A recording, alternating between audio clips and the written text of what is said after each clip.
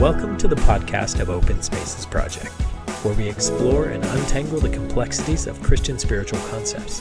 Join host Darren Rusco and others as they embark on a thoughtful and engaging journey through faith, scripture, and spirituality, making the mysteries of faith more accessible and enjoyable for everyone. Hey, everybody. Welcome to the podcast. I am Darren, and as always, I'm sitting right here in the room with Dillon, the producer. Hello. Of Seta Design Studios, a true artist. The one and only, yeah. The creative one here. That's right. I am going to start this episode with a small confession. Okay. I did one of those. Yeah, tell me your sins, my brother. Yeah. We did one of those portrait parties last night. Okay. Have you done this where you paint the person across the table? Right. Okay, and they don't see it. And then Mm-hmm. there's this big reveal and it's pretty, it could be funny. And so we did this. Okay. And I had assigned my wife to draw the paint. You painted your wife. I painted my wife. Got it. And man, it didn't go It was well. not flattering. No. And everything I did made it worse. And so it just kept getting worse and worse and worse. Got and it's it. like, okay, now I need to do the Well, it's not eyes, like you can erase it. And like, oh, I've made the whole thing worse. Okay. And it just turned into like some sort of clown that you would see in a nightmare. I don't know. I just don't. What I'm trying to say is, people, to the listeners, I don't have an ounce of artistic creative ability. Yeah, okay. And I just appreciate. I bet you've done that, and we you have, did it actually, well. At Christmas, we recently I've seen did your that. drawings. It's pretty fun, and they're pretty slick, Dillon. I'd like to joke around. That's why Dillon is in the room. That's why, because I draw stuff. Well, now, did your wife paint you? Well, no, it was kind of circular. Okay. So no, she didn't paint me. Did they do you wrong? Well, how did you? My mom did me, and it was a little. She went with abstract. It looked like Picasso. So Okay. It Well, was you're an abstract person. Well, so. yeah, I guess so. That's one way Compliment? Yes. Oh, to put it. that's funny. It was pretty good. I actually liked the cool. take. Well, paint's hard because you can't erase it. It's just like once if you get that wrong splotch of paint over the eyeball or whatever, It's over. It's Yeah, done. Yeah. Anyway, so That's funny. I confess, and I'm thankful for Dillon, the producer. Today, we're talking about something called the Urim and Thummim. Say it with me. Totally tongue-tied. How carefully you're articulating That's that right. tells me that's It tells me, and I don't know how many times we're going to say those words, but I Urim will and mess it Thummim. up. The Urim and Thummim. And I don't know, when I say that amongst mostly Christian listeners, does anybody... do we know what that is as a Christian audience? It sounds like it's like a organic sugar alternative or something. Yeah, well, it's not that. But we're going to talk about, this is an Old Testament mystery. Okay. I think it's kind of fun to talk about because as we flesh this out, there's some unusual, supernatural stuff going on with this topic. And before we even get started, I want to acknowledge a guy named Dr. Doug Bookman.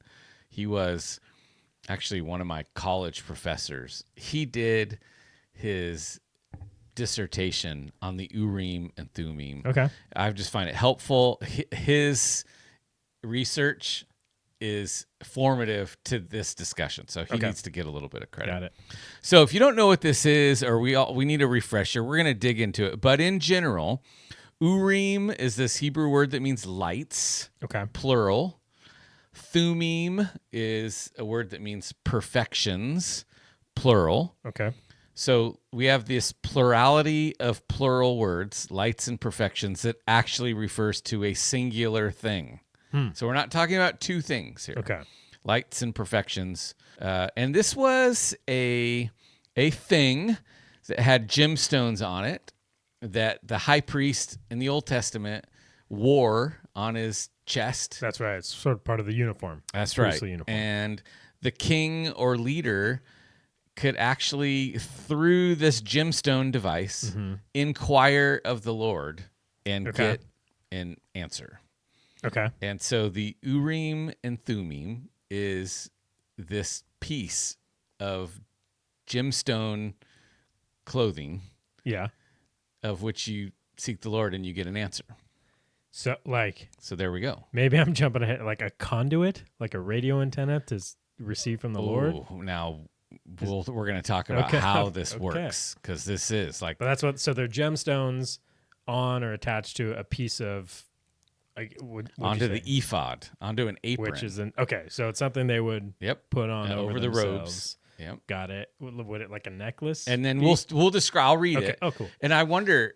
I mean, you're smart enough. I wonder if we just popped this description into Chat GPT, could see what it actually looks like. Yeah, like we could does that actually work?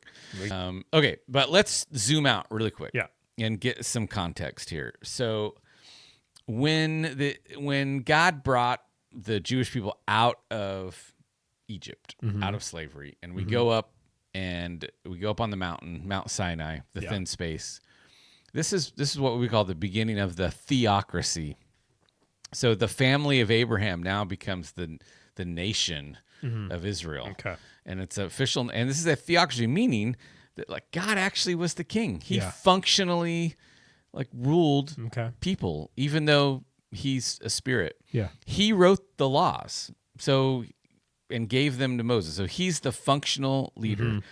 And this theocracy started at Sinai, and there was a glory cloud at God's presence.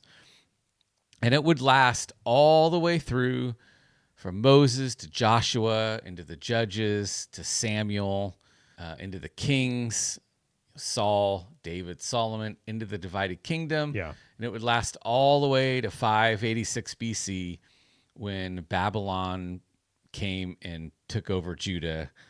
Gotcha. And so we got about 800 years of theocracy. And actually in Ezekiel 11 and 12-ish, there's this vision. I think we talked about this actually.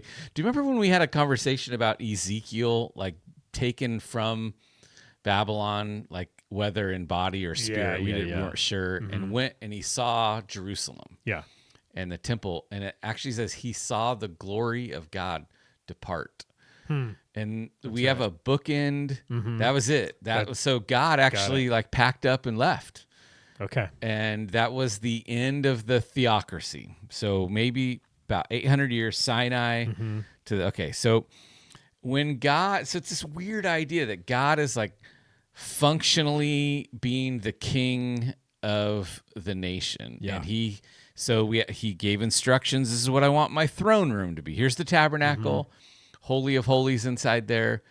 The Ark of the Covenant was essentially the throne, I guess, would we say? Yeah, with the mercy seat and the lampstand, and table bread. Yeah. Okay. So this is the throne room for the king. Totally.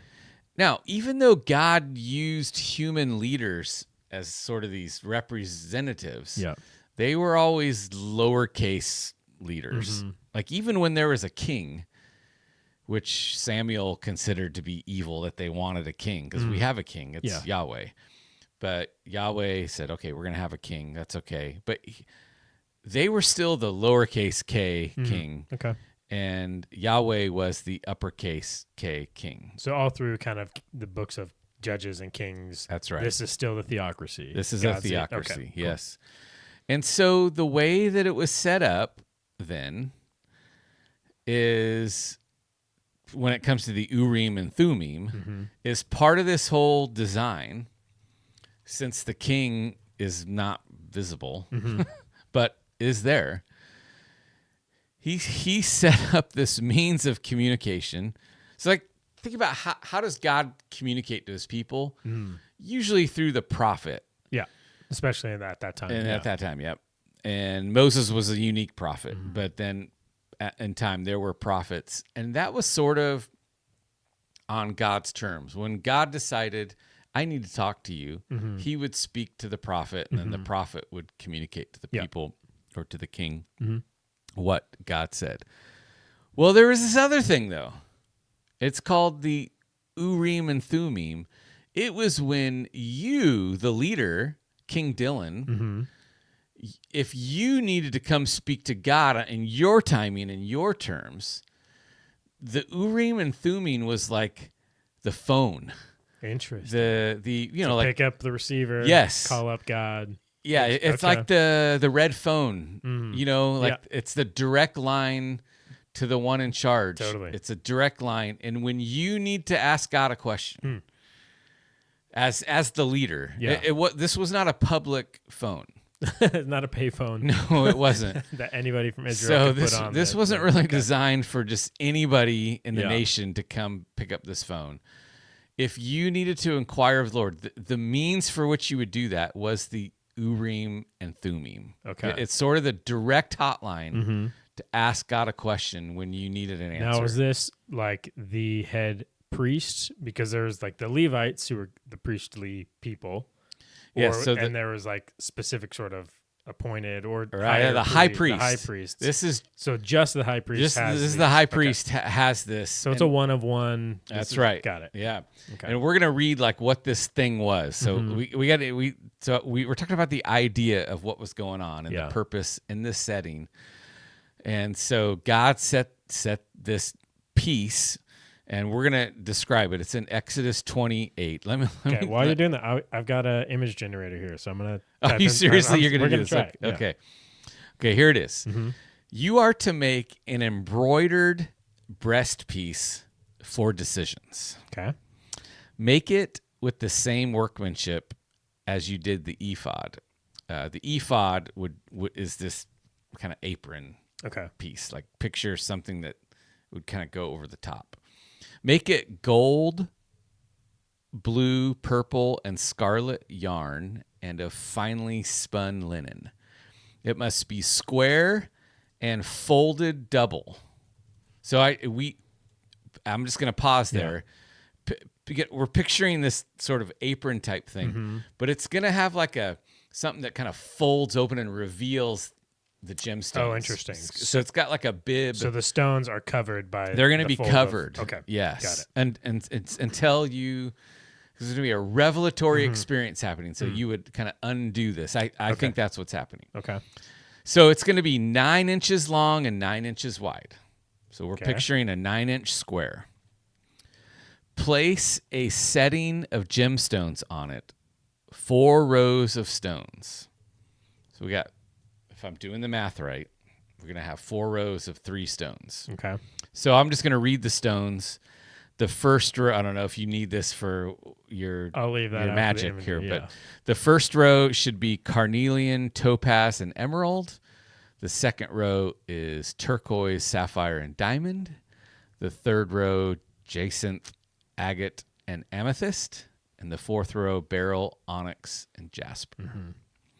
And these represent the 12 tribes, in fact. They are. In fact, it's ahead. like you have the scripture memorized. That's really good. They should be adorned with gold filigree in their settings. The 12 stones are to correspond to the names of Israel's sons. That's right. There you go, Dillon. Well done. Gold star. Thanks. Each stone must be engraved like a seal with one of the names of the 12 tribes.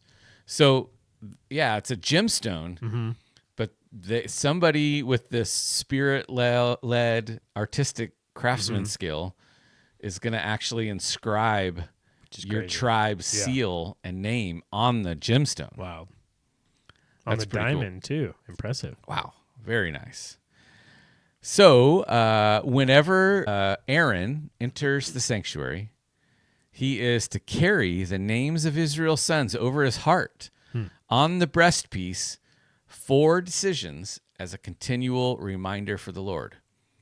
Place the Urim and Thummim in the breastpiece for decisions. Aaron will continually carry the means of decisions for the Israelites over his heart before the Lord. Okay. So hopefully our listeners, we got a picture of this. Yeah. It's a 9x9 piece that will fit on the chest. It has 9 gemstones in it. That are the 12 gemstones? 12 yeah, the 12 gemstones. One for each tribe. That unit piece that fits on this ephod, which is like this apron, that is called the Urim and Thummim, and it is used somehow with communication for God. Now, I want to say, this is not casting lots. These gems, I think sometimes we picture everything's like these are not dice. Yeah. Casting lots being sort of the quote unquote random means by which God ordains a decision. That's right. And what we're going to see as we look at the examples of how this was used. The casting lots is a biblical idea that's for binary decisions. This guy or this guy, yes or no, this one or that one. And it was really, to the human experience, when they casted lots, it was humanly very random with a trust, like that proverb says that the man casts the lots, but the decision is with the Lord. So you're just trusting. There's no audible voice. You're just it's almost difficult to accept that they actually did this. Even in when they were trying to replace Judas for sure as the 12th disciple. They cast lots for it. Which is wild. It is. It is wild, because you would think that for such an important role, but you're just trusting that. Okay, so we're not talking about casting lots. Okay. We're going to see that the Urim and Thummim is for actually very specific answers from God that are not yes or no or this or that. Yeah. They're very complicated and specific. Okay. So we're going to have, there's 7 times where this is mentioned in the Bible. We have Exodus 28, these starting instructions. Leviticus 8, very similar starting instructions.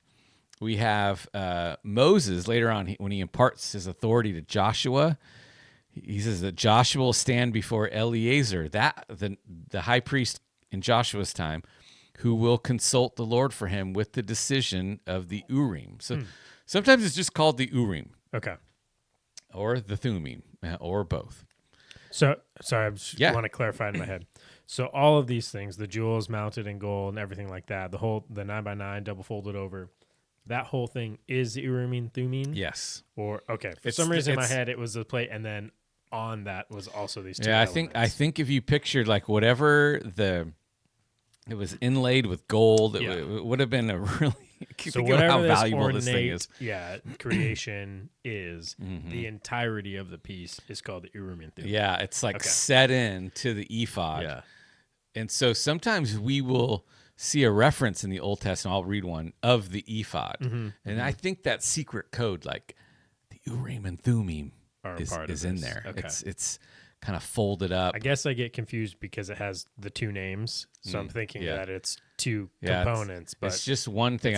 I picture it as a solid piece with the 12 gemstones that's embedded into an apron, which is called the ephod. Right. Cool. Yeah, that helps clarify things.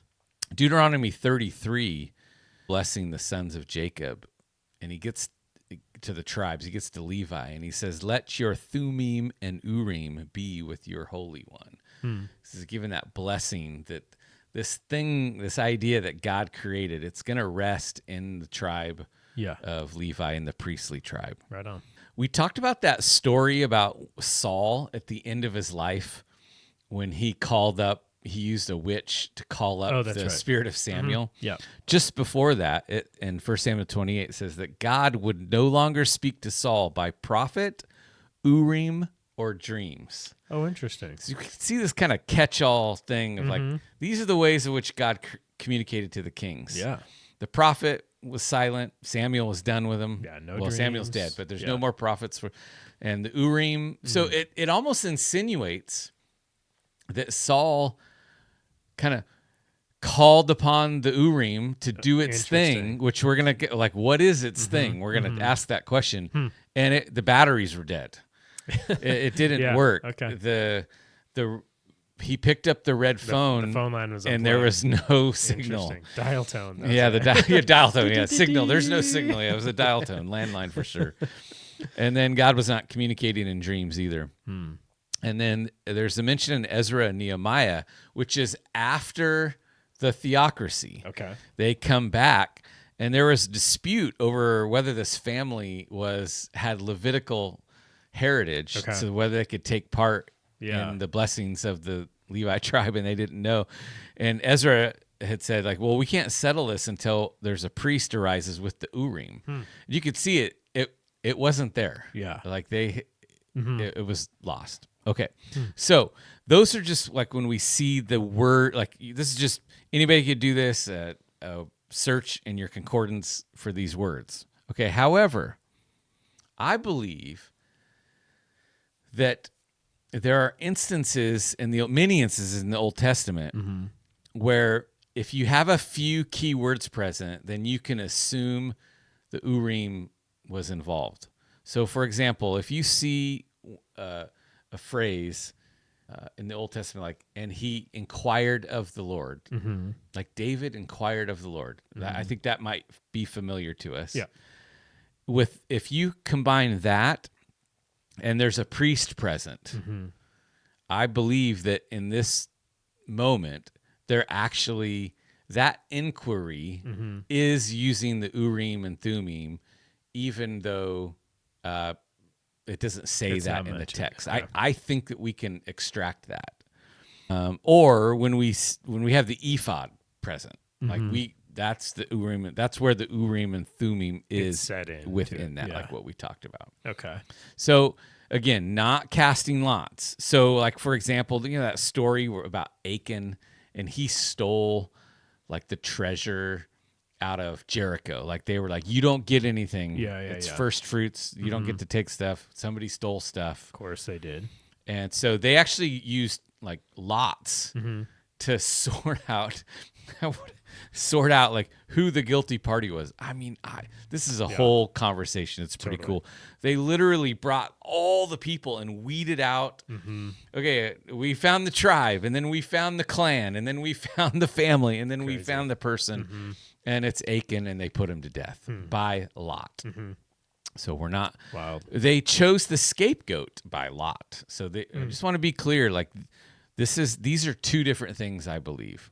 Because we're not, when you need it's not a this or that. Yeah. When you need, so here's a good example. Are you familiar? David had a war against the Philistines. Wasn't sure how, and this is a common Urim moment. Okay. How are we going to defeat the enemy? Like, God, you're the king. What do we do? Yeah. What's the plan?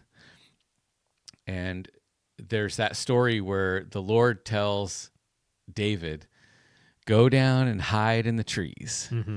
And when you hear the sound of marching in the trees, or that up in the treetops, then I will be with you. Then go. Yeah. That was a result. That word of the Lord, I believe, came through the Urim and Thummim. Okay. That wasn't, and you can see that's not a yes or no. Yeah. There is very specific war plans, specific detail. Yeah. And there's no sense of vagueness. It's very specific. Yeah. And remember what we're talking about, the lights and perfections. So we'll get to that. Here's a couple examples. So I don't think a prophet told David that. Okay. Or some sort of David listening to God's voice privately. That came through those gemstones. That horrible story in Judges 20, where there was the Benjamite sin, and this guy had his concubine just totally abused and taken, and that weird story where he chopped her into 12 parts and sent her around. So basically, the tribes, what are we going to do with the tribe of Benjamin? And they consulted the Urim and Thummim. It says that there? Okay. Yeah, and so there's these multiple answers that come out of it. Let Judah go first, and then go out and attack, but they lost. And then they came back and they consulted the Urim. And I believe they consulted again. Go out. They lost again, and the third time, go out. I will deliver them into your hands this time. Very, very specific directions. In 1 Samuel 10, this is a good one. They were going to publicly anoint Saul as king. They couldn't find him.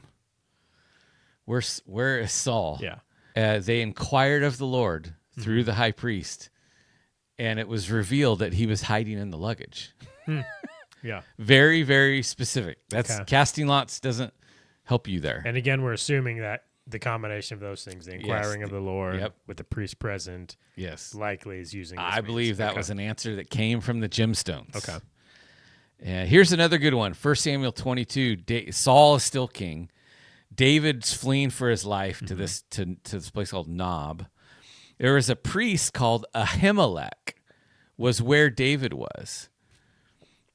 And there was a report that came back to Saul that this priest was actually inquiring of the Lord for David. So Saul's king, but remember the spirit left him. The anointing left him.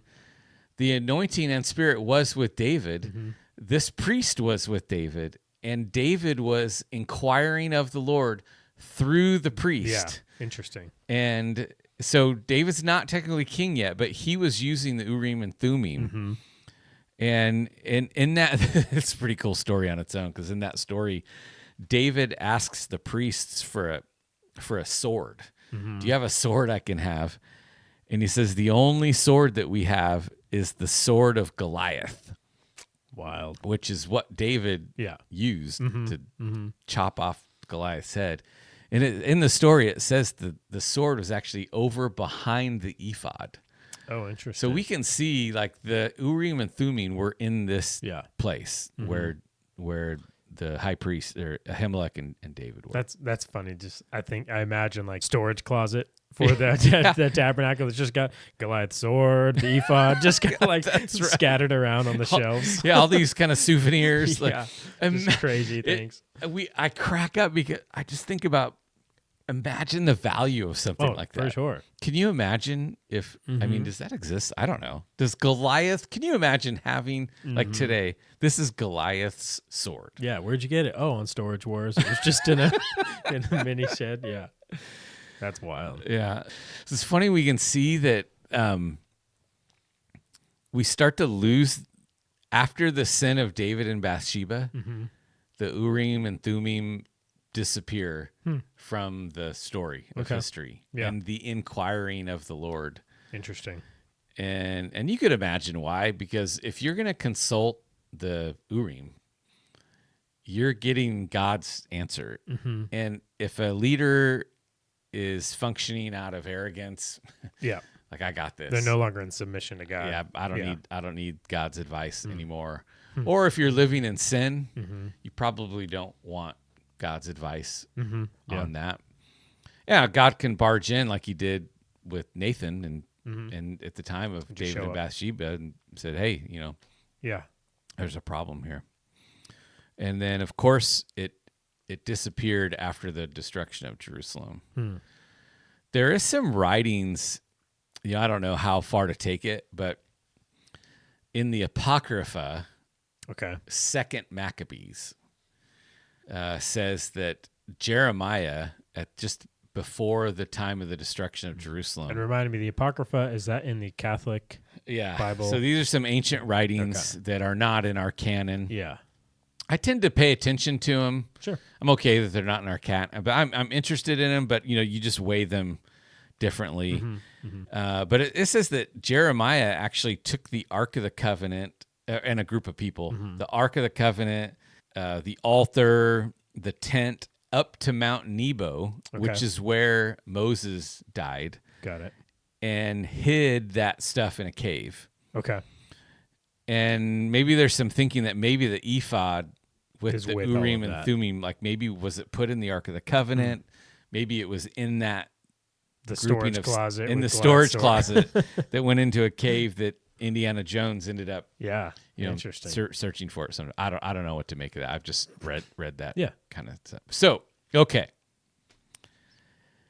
so there it is. Now the money question is, like, how did this thing work? Yeah. I mean, I'm trying to imagine it. So it's this thing I'd like put on to answer. Like, hold on, you have a question for the Lord? Like, give me a second. Let me go. Right. Put this on. Perfect. I think that's it. Yeah. I'm ready for it. Okay. Ask me again. And then the inquiry, I don't know. And then I suppose in my head, I'm just imagining this. The priests receive some sort of revelatory answer. At least in the text, it doesn't seem like a voice of the Lord shows up. So these are options. Yeah. So okay, yeah. It's interesting that so in the Talmud. All right. So the Talmud is the ancient Jewish commentary on the law written by the rabbis. Okay. So this is like the law of God says, remember the Sabbath. Gotcha. The Talmud would say, this is how you are to remember the Sabbath. Where you don't walk X amount of... Right. That's from the Talmud. Got it. So in the Talmud, it describes the Urim and Thummim as literally lighting up. Interesting. Like picture the stones lighting up to where you could go, like as a key, as a secret key, the letters that you need, and then you kind of write it out, and then there's your message. Okay. There's your answer from the Lord. Interesting. They describe the stones lighting up. Now, not everybody accepts that, but that's written. Well, and Urim and Thummim meant all perfection and all lights? Or yeah, okay, so this is... Remind me. Okay, so lights and perfections. And lights... I mean, yeah, that's what the connection. And this is the way I look at it. And here's the perfections. Here's what I think is important to this piece. I don't believe that the message is coming through a human. Okay. Because we don't have any record of. First of all, we don't have any record of a word from the Urim being incorrect or abused or counterfeited or anything going wrong. And trust me, you had mentioned earlier about Judah going first and losing the war. Like, is that considered quote unquote wrong? Well, I would say that was the mysterious directions of the Lord. Okay. But I'm just saying that even in a prophetic word, the prophet has the ability to mess up the word or to just create a counterfeit word. You can be a false prophet. Yeah. You could do all sorts of wonky things with a prophetic word. So if I think I know where you're going, the prophet and these jewels are the conduit, but somehow the communication supersedes the priest. Sorry, the priest. The priest, yeah. So in this case, there's there's at least two witnesses to see what stones are communicating, and there's no way if you're going to manipulate it, you're going to have to collude together, and tell the public or something. But the lights and perfections, it's a means of communication from God that can't be counterfeited, meaning. It can't be messed up by a human, or I interpreted a vision incorrectly, or I'm just going to say I've got an agenda, and this is what I'm saying God is saying, and I have to trust that you, the prophet, are not doing this. It's coming not through a human, and so it's perfect. There's a perfection to it. Yeah. And so, I actually think that I do believe this is a supernatural revelatory experience, because I'm holding that there's some sort of truth in that Talmud description. These are called the lights. I do think that my view is that these gemstones had a combination of light and vibration to either to communicate in a way that the priest could understand and kind of translate it into a statement, whether that be heavenly Morse code. It really is. Whether that be kind of something shooting out like a hologram, or whether I kind of think if there was vibration and light, each stone could probably have the ability to form, different like shades or lights. Interesting. The gemstones are all different colors. Also, that have the ability. There could have been ultimately we don't know, but I feel pretty strongly that this was a supernatural revelatory experience that could not be counterfeited unless there was deep collusion by both the high priest and the leader. Yeah, because if we're talking about in that sense, the red phone, right? Pick it up, direct line. it seems like there's some fail-safe measures in that. Like, one, it's got to be high priest. Right. 2, you've got to have this item be wearing it, it seems, to that. And so it couldn't, and you had to be physically present, like, with it. So there's a few things like Saul, because David was inquiring of the Lord with the priest with this. Saul didn't have it, right? So it seems like there's almost these like fail-safes, like 2 people got to have their hands on the keys. That's right. In order for this to work. Correct. It's interesting. It is. There was a really specific application for this. It was not for the public. It had to be with the high priest. Interesting. You're right. That's a good way to say it, that the 2 keys, a fail-safe. And ultimately, it was up to the Lord, wasn't it? Because for sure. Just having the gemstones just wasn't going to be enough. Yeah. Clearly Saul consulted these things, or maybe even found his own priest. Here, put this thing on. Yeah. And it didn't work. No lights. The battery was dead in it. And so, really fascinating kind of thing. And then it went away. Yeah. We lose the story of this mysterious piece. Like, who knows whatever happened to it? I'm not sure. And I just had a random thought, and I don't know if it fits into this, but it sort of makes me think of like a crystal ball as like immediate, whoever would look into a crystal ball to see an outcome or a person, like it is see in a movie. Like, I wonder if even there's something there, like maybe there was a visual representation in the way that God could answer in that, like with the gemstones. I don't know, just a thought. Yeah, that's a good point. Let's take a second and talk about that, because we also, I guess, because we see in just mainstream media and things an example of consulting a stone to see or receive an answer. Like, that's already in our psyche and sort of understanding. But this is different. It's different. Yeah, this is this category of conversation where I think it's good for Christians to kind of wrestle with something here, because we're used to seeing, like in this counterfeit, like a crystal ball, or be something like out of Marvel. I've been thinking about that. Yeah, that's the stones on the Infinity Gauntlet. Yeah, that's right. I mean, which is actually coming, from aspects of mythology and things like that. And so we have this temptation to sort of either just cast it all away as kind of just meaningless story, or we have a tendency to say, well, that's all stuff that the devil uses. And so so then when we talk about like God's version, it makes us feel uncomfortable, because we've 100% kind of lumped all this stuff as darkness. Yeah, we've associated it to darkness, and we tend to forget that we can actually, like, if there's some sort of dark something, it's a counterfeit probably of something that's going on. Like astrology is a counterfeit and a using means of darkness to gain information from constellations, which is a counterfeit of something that God actually designed. He actually created to communicate signs and seasons of different things. Like, God owns it. It's his. The devil counterfeits. Even like I go back to that story of Aaron and Moses in front of Pharaoh.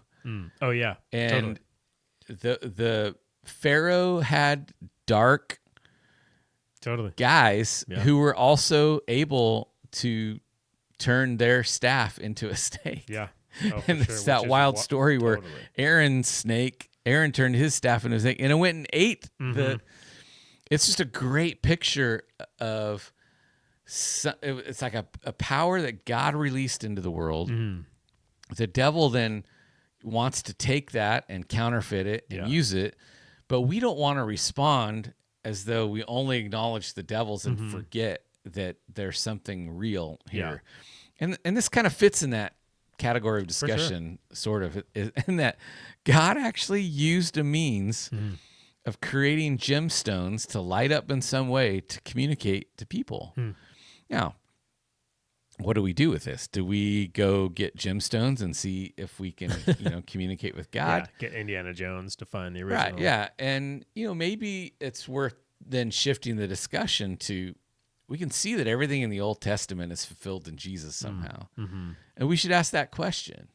You know, in what way, if any, do you think does the Urim and Thummim point to Jesus or get fulfilled in Jesus? Yeah. Jesus is the high priest. Mm-hmm. He's the ultimate high priest. He's the final high priest. There's fulfillment in that. Mm-hmm. This name, lights and perfection, boy, that kind of sounds Jesus-like to me. Yeah. There's fulfillment there. There is, even in these 12 gemstones, as being connected to the 12 tribes. We got Revelation 21 that talks about this new Jerusalem, and there's gemstones around, very similar. 12 Totally, that are connected to the 12 apostles and the 12 tribes. It's the church. It's the, there's a lot of really mysterious connections that I think we should explore. And, I don't really have all the answers to. This is just me kind of winging it and just asking this, because this hasn't been a normal conversation in my, how does Jesus fulfill the Urim and Thummim? Like, I'm not sure. Like, this isn't a normal conversation for me.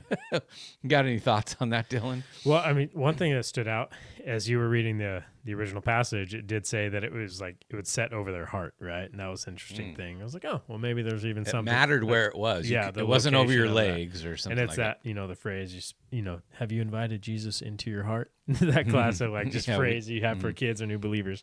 So it's like, oh, well, that's pretty interesting there. So, like, but also you mentioned Jesus is the high priest, the final high priest, our connection point to God the Father. In this case, I would say he's also the Urim and Thummim, like the means by which we communicate to the Father. Like, he is the access point. He gives us the access. That's right. So the batteries are now on. We can pick up the line. And that's right. And since we're priests, on some level, we've got that access. Yeah. The whole clothe yourself with the righteousness, put on like Christ in those ways, right? There's a lot of this language even through the New Testament that seems to fit this putting on, this communication, this connection to God. So, I think of that Hebrews verse that says, let us therefore approach the throne boldly. It's almost that in this setting, like pick up the phone. But you're allowed to pick up the phone. Yeah, it's interesting because the uniqueness of the Urim in that it's perfect and it's sort of created to be infallible. In a way, and we don't have that. When I hear God's voice, there's a fallibility to it. Is that we have to work through, judge things. Even in the gift of prophecy, we're meant to judge it because we can be fallible. Yeah, and so there's a certain element to the Urim that is different than that. But I do love that picture of Jesus as the Urim and Thummim, as that access point so that we can inquire of the Lord. Yeah. It's really good. Well, listeners, what do you think? Have you ever had a conversation like this? I'm not sure. I mean, we joked before we started talking, like, how familiar are people with it? How familiar am I? And I'm like, it falls within the realm of, like, there's so much detail around it that I just kind of I forget about it. If you just say Urim and Thummim, I'm like, I know it has to do something. There's something in there in the Old Testament. But like, I don't remember what it was because it's kind of buried within all the details of the building of the tabernacle and the curtain and the mercy seat and all the other things, that even the rest of the priestly garb. There's so much details. But so I've never, to be honest, thought of any significance other than the beauty and maybe the master, the skill that it took to build it, and just the ornate and beautiful nature and significance of the representation of tribes. I don't think I've thought any more than that, or just like the means or the purpose of them to inquire of the Lord. I think this is good because we are invited to use our imagination. Yeah, that's what meditation is. And so if we're just reading through the Old Testament and we see David inquired of the Lord, and if we just pause and think about, like, what did that look like and how did he actually get his answer? Yeah. How did he hear from God go. It's very specific. Go wait in the trees for sure, and then wait till you hear the sound of in the tops of the tree. Like how do you hear something like that? Yeah. And we need to use our imaginations on that, because we'll just kind of skim over it. Yeah. And in this case, he probably consulted the priest with the Urim and Thummim and got that and then picture that. Man, I would really love to have Aaron here. Yeah. And just have a little interview or maybe a demo. Yeah, let's get him on the podcast. Yeah, can we arrange that, or just some video of what this looked like? Oh gosh, how did that actually work? Totally. How did whatever it is? We're talking about receiving communication from God at that level. That is supernatural. That is a spirit. You're getting something from the spiritual realm into the natural realm. Yeah. So right at that level, there's something unusual. But the means by which that happens, there's a lot of opportunity here to kind of explore how that worked. For sure. Cool. Well, hey, we appreciate you being in the conversation. If you're on Spotify or if you're on Apple Podcasts, you can also actually watch the podcast on YouTube. So you got to find us on the, I don't know, and you can listen off our website. I don't know. There's a million ways. So anyways, we appreciate you being on this conversation. So, okay. So long, everybody. Toodaloo. Open Spaces Project is a nonprofit organization designed to launch and empower new expressions of mission that engage the culture in order to make new disciples of Jesus. If you'd like to discover more, please visit our website at openspacesproject.com. There you can find additional resources, donate, and learn more how you can get involved. This episode was produced and edited by myself, Dillon Jacobsma, with Seta Design Studio. All the music was composed and performed by Adam Penketh. Thank you for listening, and we look forward to continuing this journey with you. Until next time, stay faithful, stay open, and keep exploring.